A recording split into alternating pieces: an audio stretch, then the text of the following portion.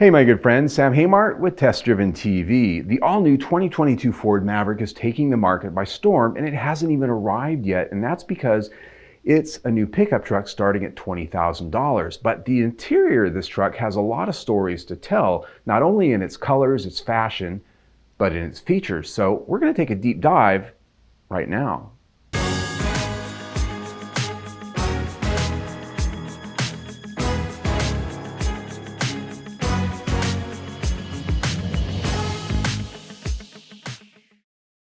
Of all the news out there about the all-new 2022 Ford Maverick so many people are waiting for, over 100,000 reservations according to Ford, is the story and detail of its groundbreaking interior.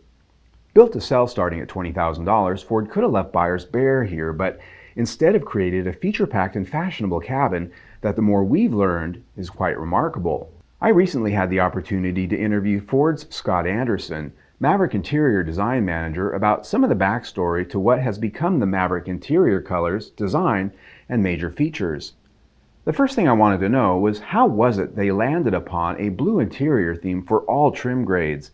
His simple answer was that the word courage was one of the team's core ideals in developing the truck. It had to have all things essential, another team core word, and they had to be courageous in their choices. To wit, all three trim grades from XL to Lariat all share the same navy pure color backdrop, which is actually navy blue. Only the seating surface materials and colors, in addition to the door panel and dash plastics and accent colors, change when you choose different trim grades.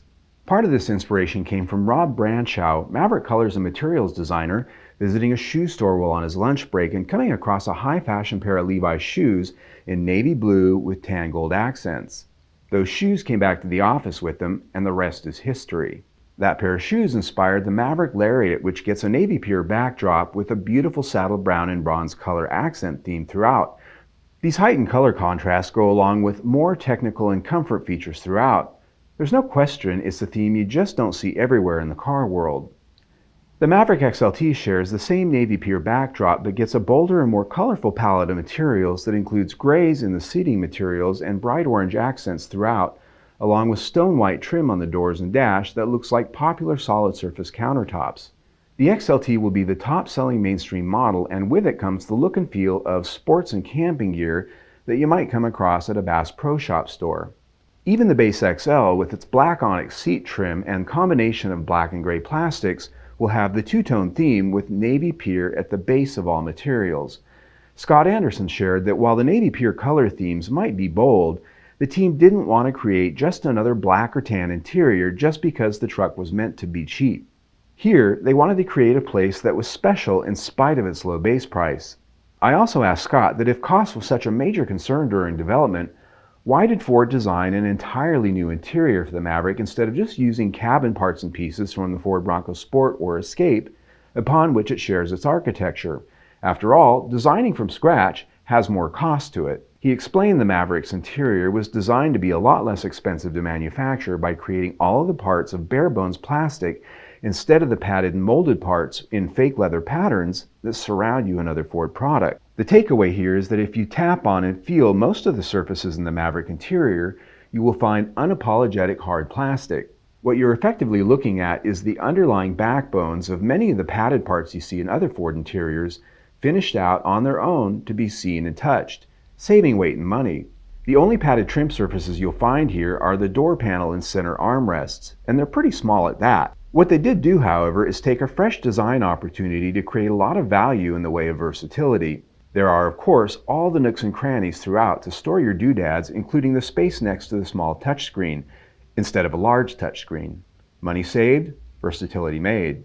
The door panels front and rear have those skeletal-looking panels that look odd, maybe even unfinished, but will hold up to a 1-liter bottle of water in addition to other stuff down in the lower pockets.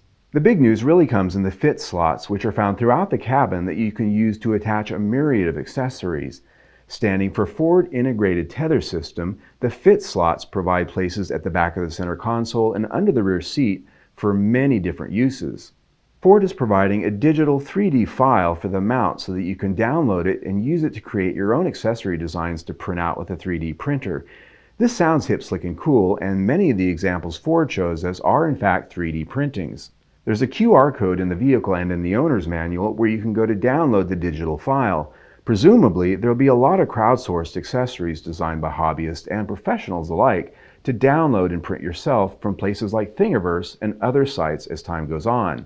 For those of us that don't actually have a 3D printer, Ford tells us that you'll be able to go to your Ford dealership parts counter and get a number of ready-made fits accessories in due time, molded for real without 3D printing lines and ridges. So stepping back, every Maverick, regardless of trim grade, has a blue-themed interior, has cheap hard plastics, and way fewer options and tech features than most other vehicles we can choose from. Is this a problem? No, I don't think so. I've had the opportunity to sit in one and check it out in a pretty detailed manner, and I found it to be pretty impressive given its starting price. As I've said, I myself have an XL base model on order, and the price tag is a pretty big compensating factor for a lot of austerity. I think most buyers will accept the fact that this truck was designed to be affordable. What I think a lot of people will be impressed by is how much value, versatility, and even fashion was put into it to delight and surprise those who expected cheap, stripped bargain basement. Time will tell. All right, my friends, there you go. The Maverick interior explained. It's going to be interesting to see how this truck goes over once it arrives on the market and people start living in it. As you know, we've ordered one and we will be test driving it and giving it the full rundown like we do on our test drive reviews, and we'll be doing a lot of videos that really show what the thing's like to live with over time. Until then, you can click right there, see our Maverick playlist that has all the videos we've done on the Maverick, or better yet, you can click right there and subscribe to our YouTube channel, and we'll keep you notified of everything we do. Either way, stay tuned.